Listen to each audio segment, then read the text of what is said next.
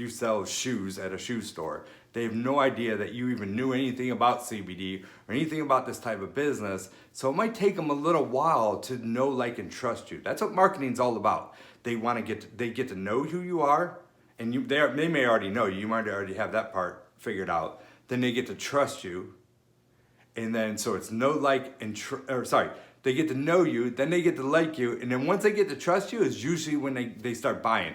A lot of times you can create that whole know, like, and trust in one post, but sometimes that'll take multiple posts. It might take 20, 30 posts. It might take 20, 30 times of somebody seeing your stuff before they're finally like, all right, tell me more. I can't tell you how many times that I've had this happen. So stay consistent. I cannot say it enough. Stay consistent. Continue to post every single day, and eventually you're gonna see your numbers go up. I mean, there's posts still today that I'll put out there and I have no engagement, or I might have 5 likes or 10 likes. And one last thing I wanna say is do all this stuff on your personal pages.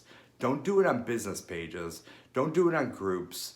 I'm not saying not to do it on groups, but use your main source as your personal pages. You're gonna get the most engagement that way, okay?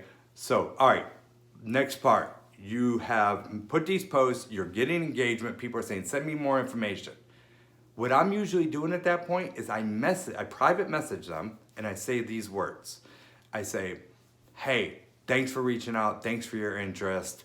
I want to send you some more information. If you could give me your email, and I always say and or phone number, I will either text or email you some more information. So boom, I get that information from them. I have a spreadsheet where I'm posting all of that information, okay? Because then I can follow up with them, and I have it all in one place.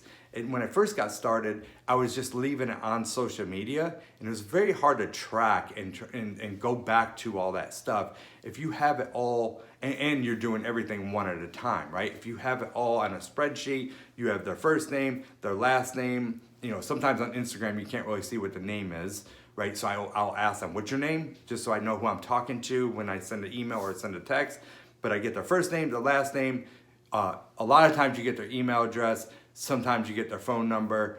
And then usually what I'll put is the date that I made that contact, where I made that contact from, and that it came from me, right? So if you have a team, husband-wife team, did it come from me or did it come from my wife? So I put that information because that's a person, I'm not gonna reach out and do a follow-up on somebody she made contact with, because they're gonna be like, who's this person? They already know, like, and trust her to reach out to her. I'm not gonna start the process all over again with me. At some point in time, we can introduce that, but that's not the time to do it. So I wanna extract that information from social media, I use a spreadsheet, I mean, you can use whatever, any kind of CRM. Get that information on there, because then you can start doing the follow-up, and you can start putting notes in there of when your last touch was, how you've engaged with that person. You can keep up with that whole thing, okay? And just think about it.